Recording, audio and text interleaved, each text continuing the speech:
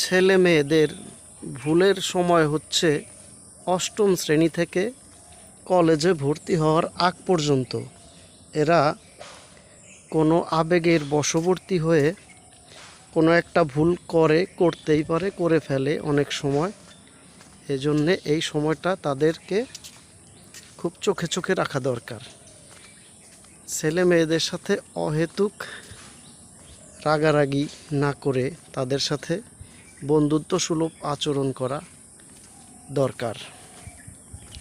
ছেলে মেয়েরা কখন স্কুলে বা কলেজে যায়, টিউশনিতে যায়, এই জিনিসটা কোনো অভিভাবক খেয়াল রাখলে সেই ছেলে বা মেয়ে কখনো বিপথগামী হওয়ার সম্ভাবনা থাকে না।